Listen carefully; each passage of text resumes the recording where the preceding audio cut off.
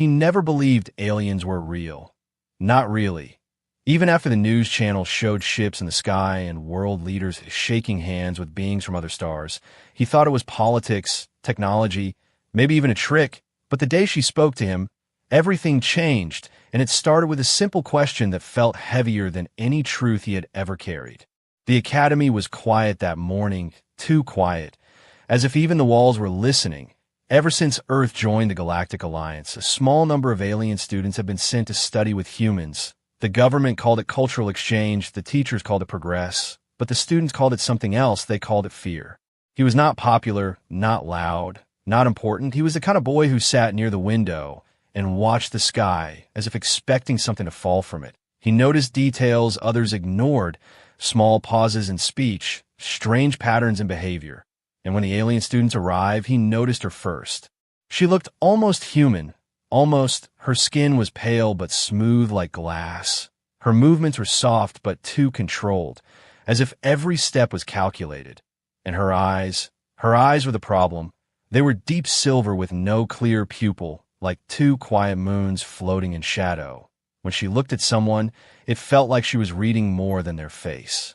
She never blinked much, and when she did, it was slow, thoughtful, like she was saving energy. She learned fast, faster than anyone else. She answered complex physics questions without notes. She spoke every language in the academy within weeks, and she smiled at the wrong moments. Not when something was funny, but when something was confusing. He avoided her, not because she was ugly or rude, but because his chest tightened whenever she came near. His heart reacted before his brain understood why. And he did not like that feeling. He liked control, he liked calm, and she disturbed both. One afternoon, when the hallway was empty and sunlight fell in long golden lines across the floor, she stepped into his path without making a sound. He almost walked into her, and for the first time, she stood very close enough that he could see faint glowing lines under her skin, like soft light moving beneath ice. She tilted her head slightly, studying him. Her voice when she spoke was quiet, almost gentle. "Why do you avoid me?" The question was simple, but the silence around it felt heavy. He did not plan his answer. It slipped out before he could stop it. "Because you scare my heart." She did not look offended. She did not step back. Instead, she seemed curious, her silver eyes narrowing just a little, as if she had discovered a rare object. "Scare your heart," she repeated softly, like she was tasting the words. "Explain." He shook his head and stepped around her, his pulse racing. He did not understand himself enough to explain anything, and he was not ready to try. But as he walked away, he felt her watching him, not like a normal person watches, but like a scientist observing an experiment. That night, he could not sleep. Every time he closed his eyes, he saw hers, calm and endless, and he began to notice strange things. Small metal objects on his desk moved slightly when he thought about her. Lights flickered in his room for a second too long, and his phone glitched when her name appeared in school messages. The next day, during a lab session, something happened that froze his blood. A heavy metal tool rolled off a high table toward the floor, too far for anyone to catch. But before it hit the ground, it stopped mid-air, hanging there for a heartbeat, then slowly drifted back onto the table. No one seemed to notice except him, and when he looked up, she was staring directly at him, not at the tool, not at the teacher, at him. And then she smiled. It was not a happy smile, not cruel either. It was knowing, as if she understood that he had just crossed a line. He had seen something he was not meant to see, and in that silent moment, he realized something deeper than fear. She was not just different. She was not just advanced. She was not just a student trying to fit in. She was something else entirely. Outside the academy, black vehicles sometimes parked across the street, government officers pretending to read newspapers, security cameras had been upgraded without explanation, and rumors whispered that the alien students were being monitored closely. Some said it was for protection. Others said it was because Earth did not fully trust them yet. But he felt something different. He felt that the real danger was not from her to humanity, but from humanity misunderstanding her. And somehow, in ways he could not explain, he felt connected to whatever she truly was. When she passed him in the corridor later that day, she did not stop him this time. She simply said quietly, "I do not wish to harm you." And for a second, he believed her, which scared him even more. If you enjoy stories like this and want to explore more worlds where humans stand face to face with the unknown, gently consider subscribing to this channel so you do not miss what happens next, because what he was about to discover would change not only his life, but the fate of Earth itself. And this was only the beginning. After that day, she did not chase him again. She did not block his path or ask another direct question. Instead, she did something far more unsettling. She watched him, not openly, not in a way others could easily see, but always just within the edge of his awareness, like a shadow that never fully disappears. In class, she would sit 2 rows behind him, her silver eyes resting quietly on the back of his head. During lunch, she would choose a table with a clear view of where he sat, even in the courtyard when students gathered in loud groups. Laughing and arguing about games and exams, she would remain still near a tree, observing him as if he were the most complex subject in the academy. At first, he told himself he was imagining it, that fear was creating patterns that were not real. But then small things began to happen. She would answer questions he had only thought in his mind. Once when he silently wondered why she never ate the cafeteria food, she turned slightly and said, "My biology does not require this form of energy," even though he had not spoken a word, and his stomach tightened. He began to test it. One afternoon in physics class, he thought clearly, "If you can hear me, blink twice," and she did not move for several seconds. Then slowly, deliberately, she blinked twice, not fast, not accidental, controlled, and precise. His hands went cold. She approached him again a week later, not in the hallway this time, but in the library where the lights were softer and the air was heavy with silence. She stood across from him at the long table and placed a thin data tablet down without breaking eye contact. "You experience elevated heart rate when I am near," she said calmly. "I'm studying the cause." "I'm not a project," he replied, trying to keep his voice steady. She tilted her head slightly, that small, familiar motion. "All beings are projects of understanding," she answered. "Your emotions are inconsistent and strong. Your fear is not logical. Yet it increases when I reduce my physical proximity. This contradicts expected behavior." He swallowed. Maybe fear isn't logical. Her expression shifted, not confused, but intrigued. "Explain." He struggled to find simple words. Because how do you explain human emotion to someone who treats it like math? "Sometimes we fear what we don't understand," he said finally. "And sometimes we fear what we feel." She stepped closer, not aggressively, but with quiet focus. "You fear what you feel toward me?" His breath caught, because that question was far more dangerous than the first one she had asked days ago. He did not answer, and silence stretched between them like a wire pulled too tight. Rumors about her species began spreading through the academy. Students whispered that her people did not feel love, that they viewed emotion as chemical noise, that they chose leaders based on intelligence alone, not compassion. Others said her kind could influence thoughts, not fully control them, but gently push them, like wind-moving leaves, and suddenly his private fears did not feel so private anymore. One evening, as he left school, he noticed the black government vehicles again, parked across the street in the same position as before, but this time the windows were slightly lowered, and inside he saw men in dark suits watching the academy gates. Not casually, not bored, but alert, as if waiting for something to happen, and for a brief second he wondered if they were watching her, or him. The next day, during group discussion, she chose to sit directly beside him. Their arms almost touching, he felt a strange warmth from her skin. Not heat exactly, more like a subtle vibration. "I selected you intentionally," she said softly so others could not hear. "For what?" he asked, already afraid of the answer. "For observation," she replied. "Among your peers you show the highest emotional fluctuation under minimal stimulus. Your internal state is unstable yet resilient. This is rare." He stared at her. "You picked me because I'm emotionally unstable?" She nodded slightly. "You are not weak. You are complex. Complexity interests my species." Something about the way she said it did not sound cruel. It sounded honest, and that honesty unsettled him even more. Later that afternoon, the academy alarms briefly flickered, not loud enough to cause panic, but long enough for screens to flash red for a fraction of a second. Most students ignored it, assuming it was a system error, but he saw her freeze completely, her silver eyes narrowing as if receiving silent information no one else could detect.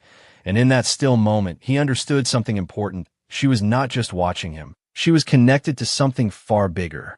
That evening, he received an anonymous message on his personal device. No name, no number, only one sentence. Maintain distance from the alien student for your own safety.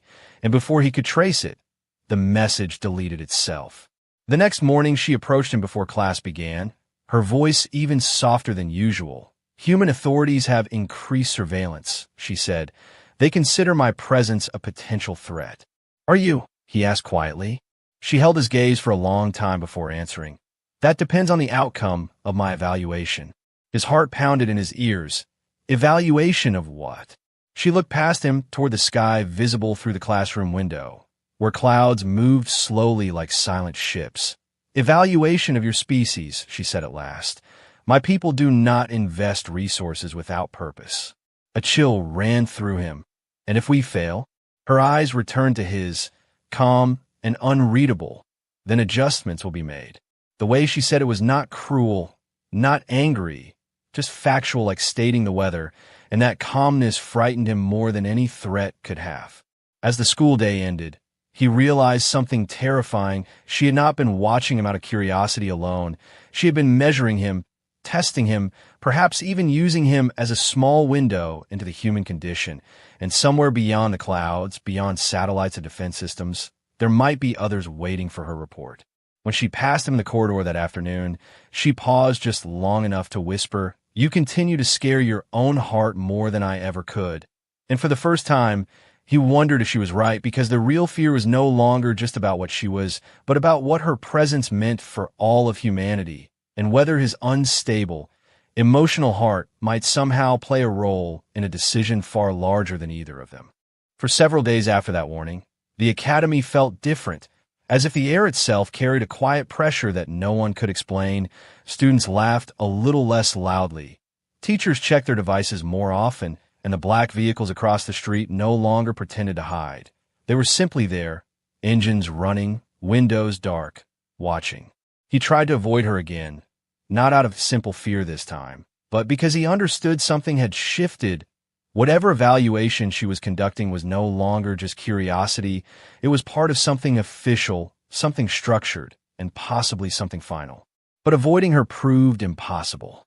During a late afternoon storm, when rain struck the academy windows in sharp silver lines, the power suddenly cut out. Emergency lights flickered on, casting long red shadows across the empty hallways. He had stayed after class to finish a project, and as thunder rolled above, he felt that familiar tightening in his chest before he even saw her. She was standing at the far end of the corridor, perfectly still, not startled by the blackout, not confused, almost as if she had expected it. And when lightning flashed outside, her eyes reflected the white light like polished metal. "You should not be here," she said calmly, though there was something different in her tone, something heavier. "Neither should you," he replied, his voice echoing slightly in the hollow hallway.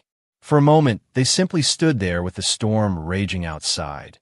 Then she stepped closer, and the faint, glowing lines beneath her skin pulsed softly, brighter than he had ever seen before. "There is something you must understand," she said quietly. "The signal detected last week did not come from Earth." His breath caught. "What signal?" She studied him carefully, as if deciding how much truth to release. "My presence here is part of a broader observation program," she admitted. "My species does not enter alliances blindly. We analyze civilizations before granting them full integration." "You're judging us," he said, feeling anger mixed with fear. "Evaluation is not judgment," she replied, though her voice softened slightly. "It is measurement. And if we don't meet your measurement?" Thunder cracked overhead, shaking the building, and for the first time since he met her, she hesitated. "Then Earth will not remain independent," she answered at last. The words did not come with threat or emotion. They came like a scientific conclusion, and somehow that made them more terrifying. He felt the ground shift beneath his understanding of reality. "You mean invasion?" "Not destruction," she corrected gently. "Control, guidance, restructuring. The governments would continue to exist in appearance, but authority would not remain fully yours. The hallway seemed colder now. And you, he asked slowly, what are you in all this? Her eyes flickered faintly as another lightning strike illuminated them. I am not simply a student. He already knew that. I am part of the decision circle, she continued. My genetic line holds influence in determining the fate of emerging species. His mind struggled to process the meaning. Your royalty? In human terminology, yes. Silence followed, broken only by rain and distant thunder, and suddenly every strange smile, every careful observation, every question she had asked him felt heavier, because this was not a curious alien girl studying emotion. This was someone whose opinion could decide the future of Earth. Why tell me this? He whispered. Her gaze did not move away from his. Because your responses affect my analysis. He laughed once, bitter and short. So I'm still just part of your test. No, she said quickly, and there was something almost urgent in her voice. You are the variable I did not predict. That stopped him. My species expected aggression, fear, hostility, she continued. Your kind is known for violence and rapid technological growth. Yet you protect strangers. You form bonds without benefit. You fear and love at the same time. This duality complicates our model. And if your model says we fail? She looked toward the storm-darkened windows again. Then the fleet already positioned beyond your outer planets will move closer. His heart nearly stopped. There's a fleet? Yes. The word hung in the air like a silent explosion. Our vessels remain outside your detection range, she explained. They wait for my final transmission. The storm suddenly felt small compared to the threat above the clouds, beyond satellites, beyond radar, hidden in the dark between planets. You've already sent signals, haven't you? He asked quietly. Her silence confirmed it before she spoke. Periodic updates are required. And what did you tell them about us? She looked back at him, and for the first time, her calm mask cracked just slightly, not with fear, but with something uncertain. I told them humanity is unpredictable, she said, and that unpredictability may be its strength. He searched her face for deception, but found none. Why protect us at all? He asked. Her answer came softer than the rain outside. Because I do not wish harm to come to you. Not humanity. You. The distinction made his pulse race. Feelings interfere with objective analysis, she admitted quietly. Your presence alters my conclusions. You're breaking your own rules, he realized. Yes. Lightning flashed again, and in that bright white moment, he saw something impossible. Behind her human-shaped silhouette, for just a fraction of a second, there seemed to be a larger outline, something vast and luminous layered over her form, like a being made of light wearing a fragile disguise. When the light faded, she looked normal again. What are you really? He breathed. I am what my species engineered to represent us, she answered. This body is only a projection suitable for your environment. His mind reeled. So the real you isn't even here? I am here, she corrected gently, just not limited to this form. The emergency lights flickered again, and distant footsteps echoed as security personnel moved through the building, likely responding to the blackout. They are increasing monitoring, she said quietly. Your military suspects our fleet. Can they stop it? No. The honesty of that single word hit harder than any dramatic threat could have. She stepped closer, and the faint glow beneath her skin pulsed once more. My final evaluation window approaches, she said softly. If I conclude that humanity poses long-term instability to galactic balance, intervention will proceed. And if you conclude we deserve to stay free, then I must stand against members of my own circle. The weight of that choice pressed between them, heavy and silent. You're risking exile, he said. Yes. Why? She held his gaze, and for the first time since he met her, her silver eyes seemed less like cold moons and more like uncertain stars. Because you scare my heart as well, she whispered.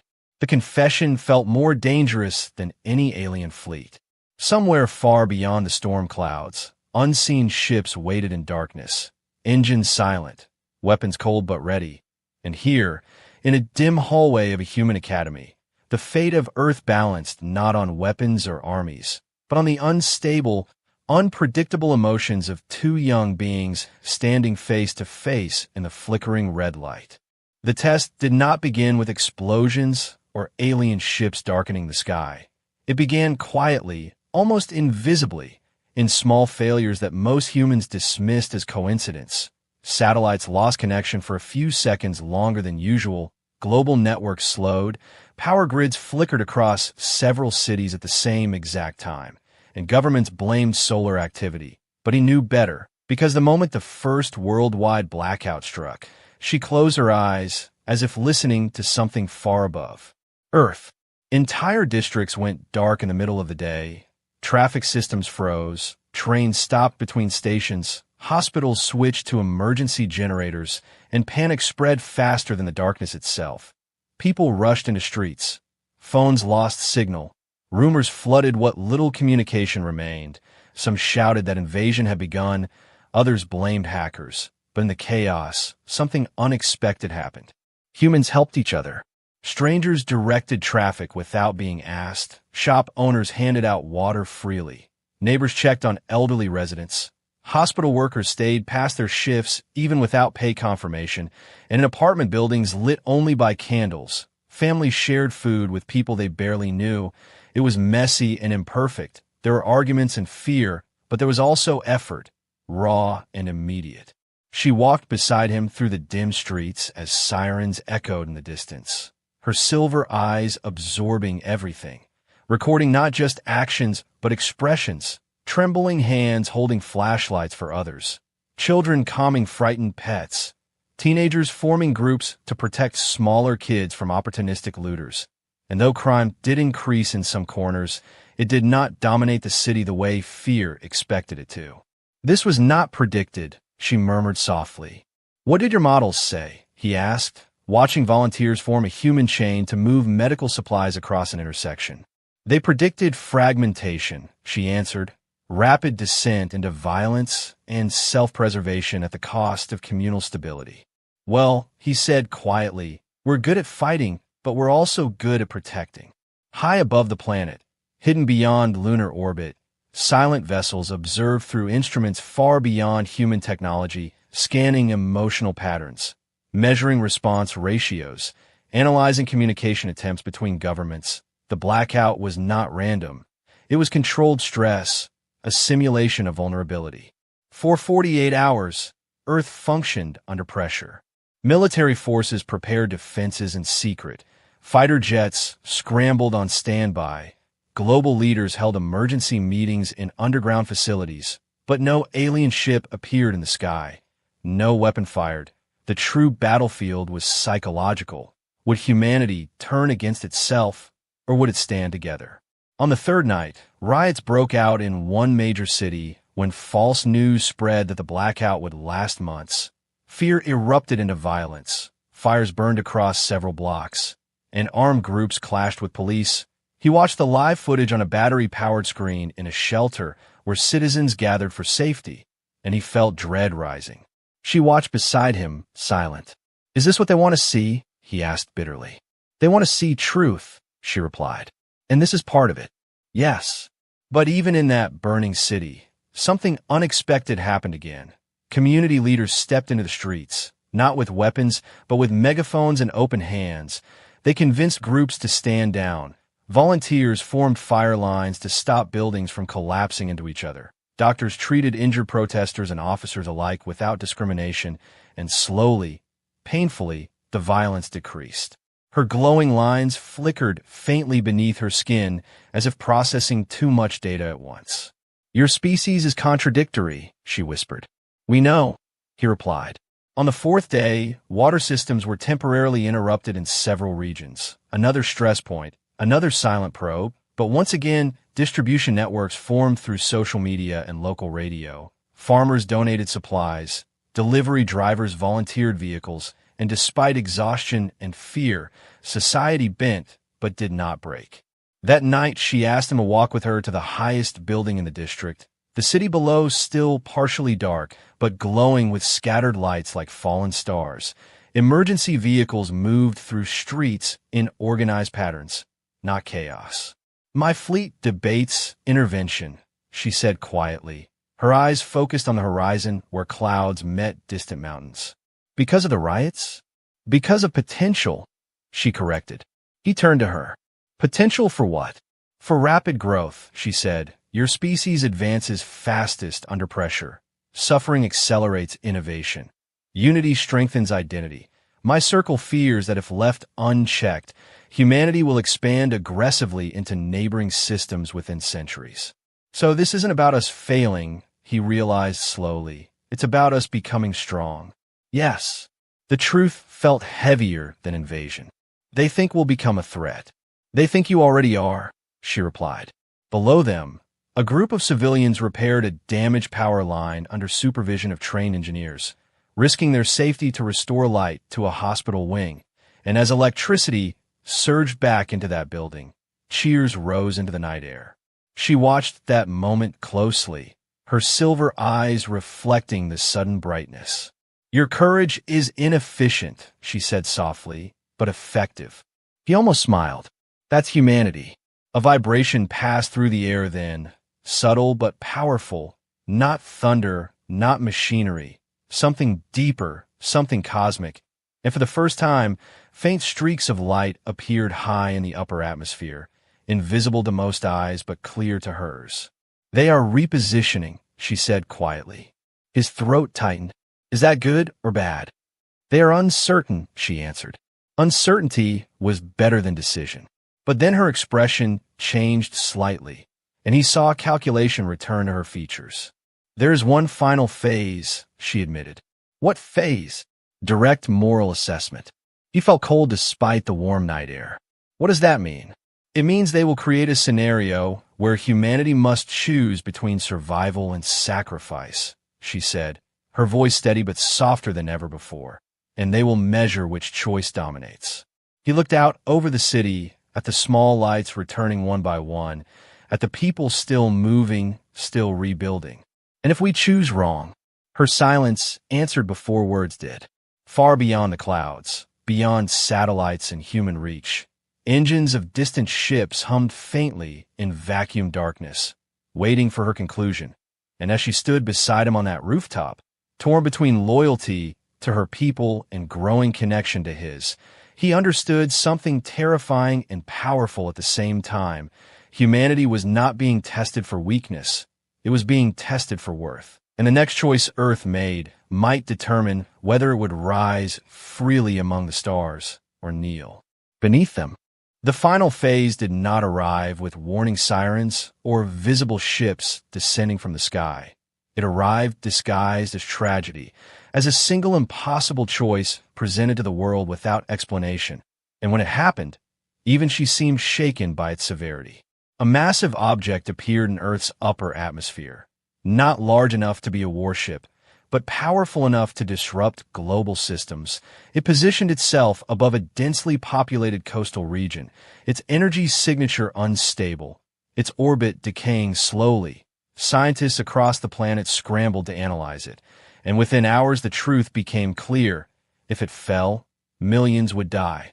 Governments prepared missiles, but their technology could not penetrate the object's shielding. Military leaders considered evacuation, but there was not enough time to move entire cities. Panic surged once again, louder and more desperate than during the blackout. This was no simulation of inconvenience. This was survival. He found her standing alone in the academy courtyard, staring at the sky where the faint shimmer of the object could barely be seen during sunset, her silver eyes reflecting data invisible to him. This is the moral assessment, she said quietly. You're dropping something on us? He demanded, anger rising in his chest. It is not meant to strike, she replied quickly. It is meant to test your decision. What decision? She turned toward him, and for the first time since he met her, her calm control cracked openly. The object can be redirected, she said, but only by triggering a manual override from inside its core. The energy release will destroy whoever initiates it. He stared at her, the meaning sinking in slowly. So someone has to die. Yes. The simplicity of the word felt cruel. Your species will choose whether to sacrifice a few to save many, or preserve individuals and risk mass extinction.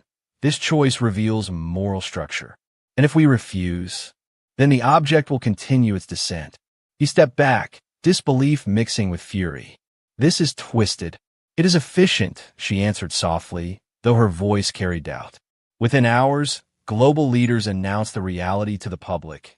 Not the alien involvement, but the technical truth. A manual intervention was possible, but fatal. Volunteers began coming forward almost immediately. Soldiers, engineers, even civilians without proper training offered themselves.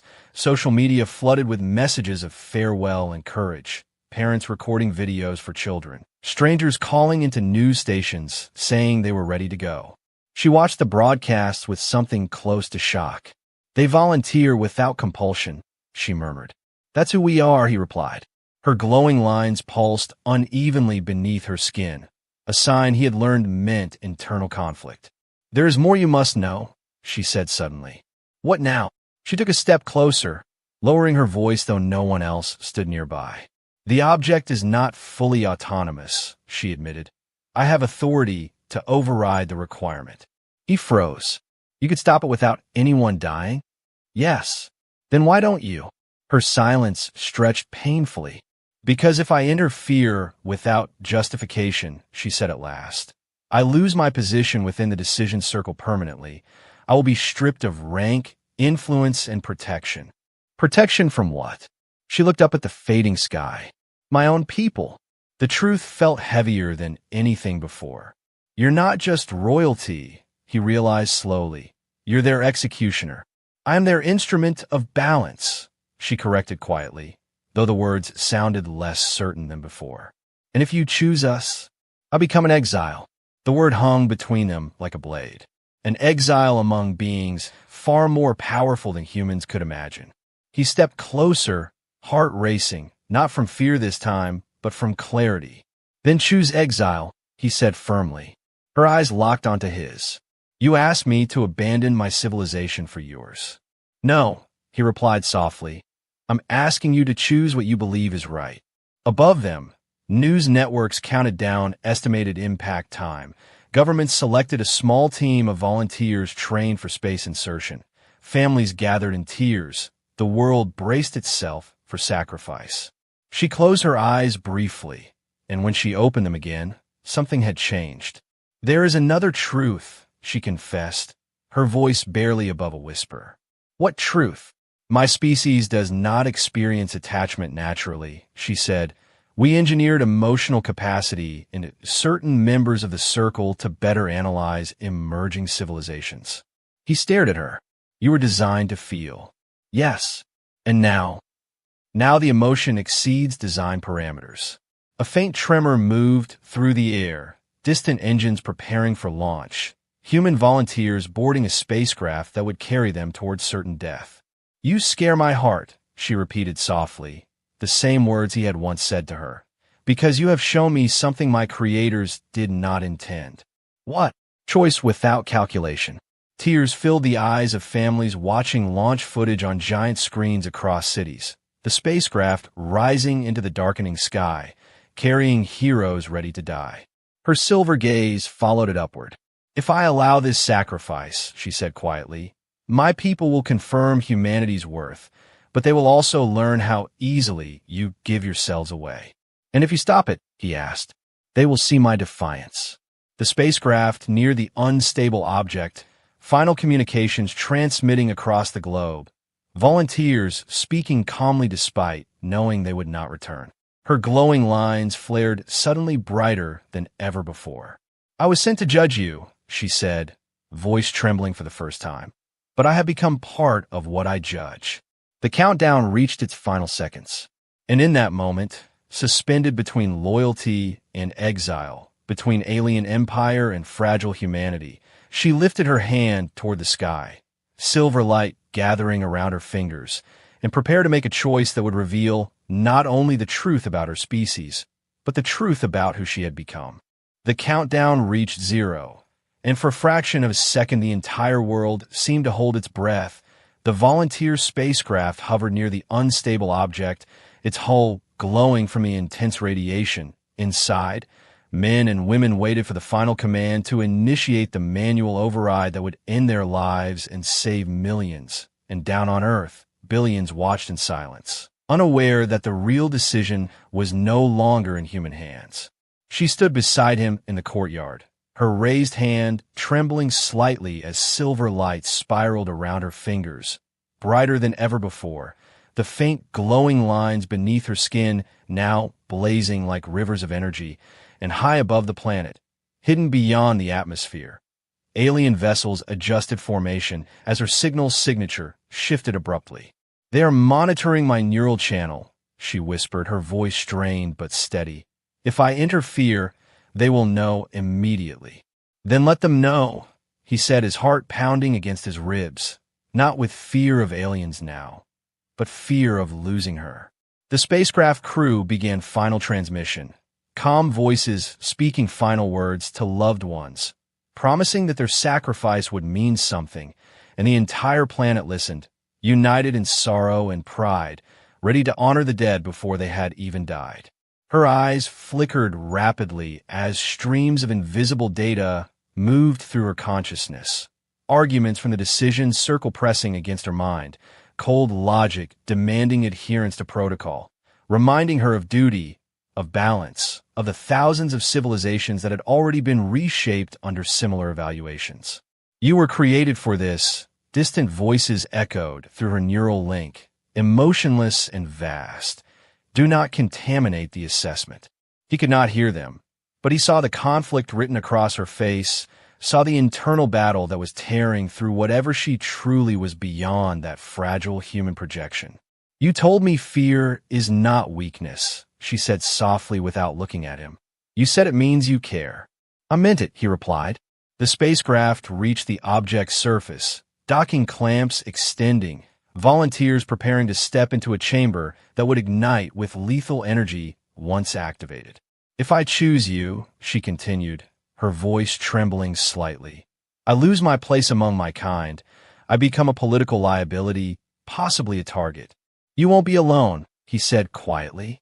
Her silver eyes shifted to him, and for the first time they did not look like distant moons. They looked uncertain, vulnerable, almost human. Above them, alien ships shifted again, subtle movements in orbit, energy readings increasing, not attacking yet, but preparing for outcome deviation. "The Circle is calculating retaliation scenarios," she whispered. "They expected your species to hesitate, to argue, to collapse under pressure. They did not expect immediate volunteers." "That's who we are," he said again. "Yes," she replied softly, "and that is why they fear you." Inside the spacecraft, the first volunteer stepped toward the core override mechanism, hand hovering over a glowing panel that would end everything. Her raised hand clenched. Silver light burst outward from her palm in a silent wave, invisible to human eyes but unmistakable to alien sensors, a direct command, override, encoded with authority of the decision circle itself. High above Earth, the unstable object shuddered violently, its energy field destabilizing not in collapse, but in recalibration, and within seconds, its descent trajectory altered, engines hidden deep within its core igniting in reverse, pushing it safely back into higher orbit. On Earth, control rooms erupted in confusion, scientists shouting that the object had changed course without human intervention. The volunteer spacecraft pulled back as the lethal energy readings dropped to zero, and across the planet, disbelief turned into stunned silence. The volunteers did not die. The cities were not destroyed, and she lowered her hand slowly, the silver glow fading, replaced by something heavier. "They know," she said quietly. In deep space, alien vessels shifted formation aggressively, communication channels flooding with cold disapproval, her defiance recorded permanently within their collective memory. "You have violated protocol," the distant voices thundered through her mind. "You have contaminated the experiment." "I have completed it," she replied within the link, her mental voice steady despite the pressure. Humanity chose sacrifice without coercion. Their moral structure exceeds predicted models. Further intervention is unnecessary.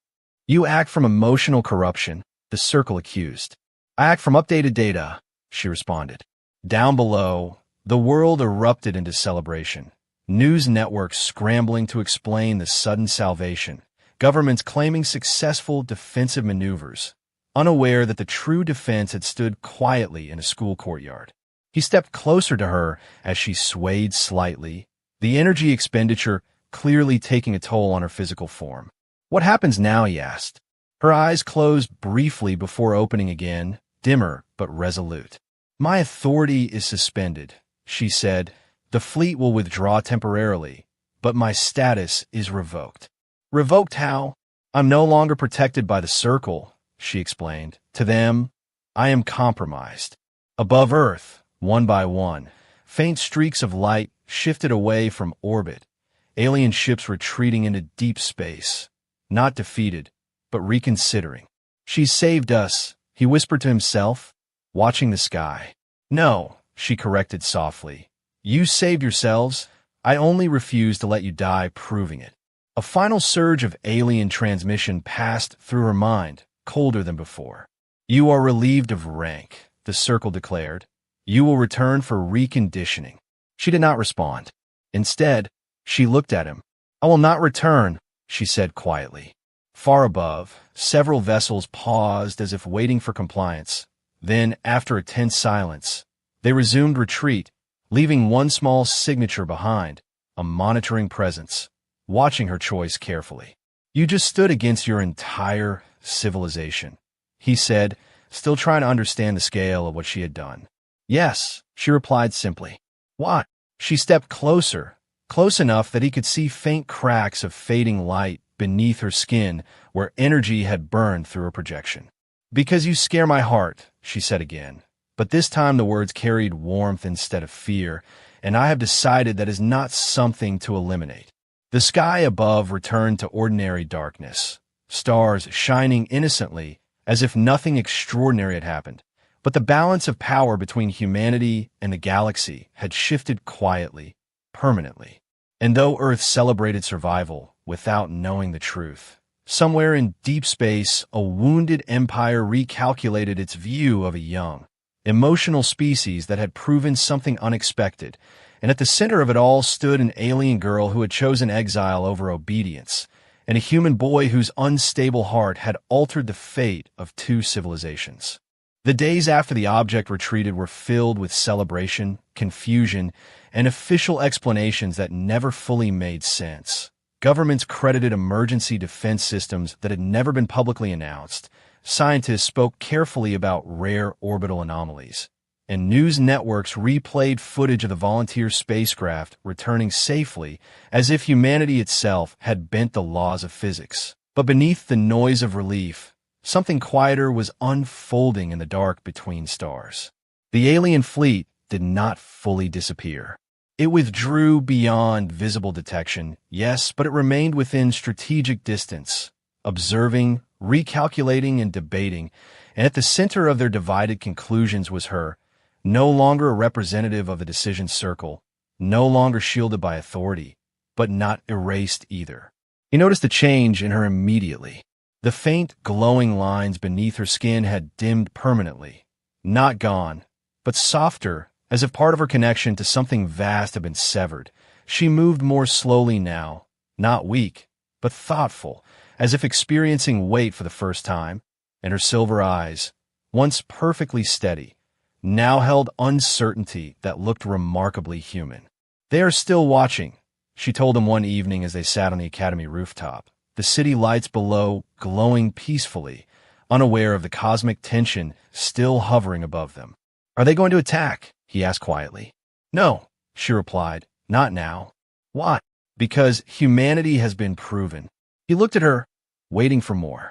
My people measure civilizations on 3 primary scales, she continued, her voice calm but distant: technological acceleration, expansion potential, and moral cohesion under existential threat.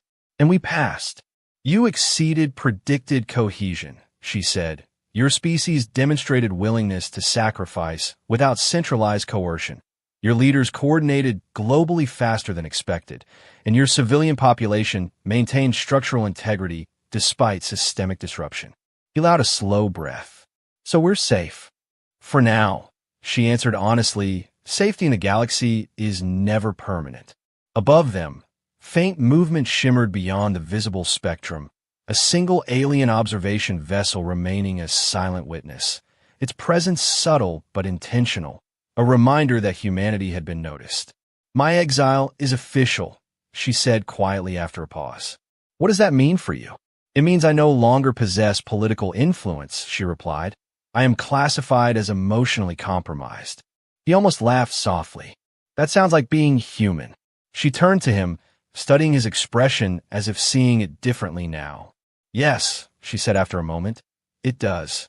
Across Earth, research teams analyzed the strange object that had nearly fallen, discovering fragments of unknown material left in high orbit, fragments now under study in secret laboratories, fragments that would accelerate human science by decades, perhaps centuries, whether her people intended that consequence or not.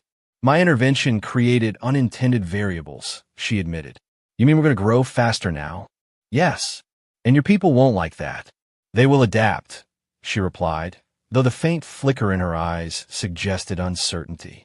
The true suspense did not lie in immediate war, but in the slow shift of balance. Humanity had been judged not weak, not primitive, but promising, dangerous in potential, worthy of caution rather than control.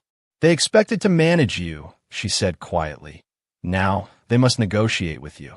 He leaned back against the cool rooftop surface, staring at the stars differently than he ever had before. And what about you? He asked. She was silent for a long moment. I'm no longer fully of them, she said at last. But I am not fully of you either. You chose us. I chose a principle, she corrected gently, the right to self-determination. Wind moved softly across the rooftop, carrying distant city sounds. Ordinary life continuing as if the universe had not just shifted around it.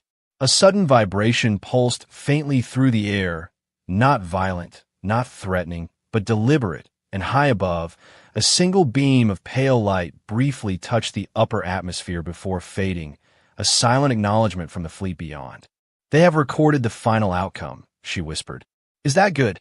It means the evaluation is complete. And the result? Her silver eyes met his.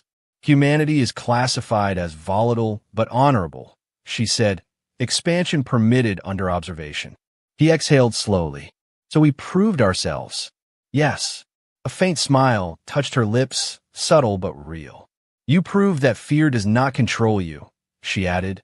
It motivates you. He studied her face carefully, noticing something else. Do you regret it? He asked softly. She looked at the sky one last time before answering. My species values certainty, she said. You value possibility. That's not an answer. She turned fully toward him, closer than ever before.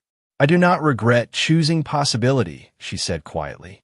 In deep space, the alien fleet began its long retreat, not in defeat, but in cautious respect, leaving behind only distant monitoring systems that would watch humanity's growth carefully, no longer as subject for restructuring, but as a rising civilization with unpredictable strength. Earth remained unaware of how close it had come to losing its independence.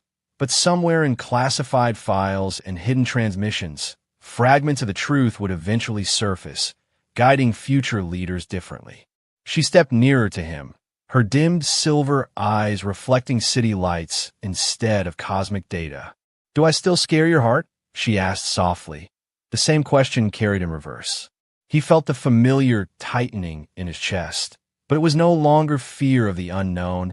It was the awareness of something powerful and fragile at the same time. Yes, he admitted with a small smile, but now in a good way. She studied his face as if confirming that answer through more than words. Then perhaps, she said gently, that is humanity's true strength.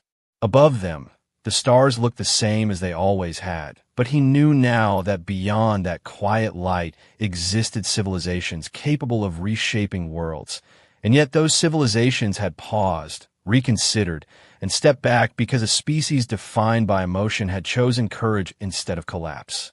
And somewhere deep in the records of an ancient alien empire, a final note was added to Earth's file.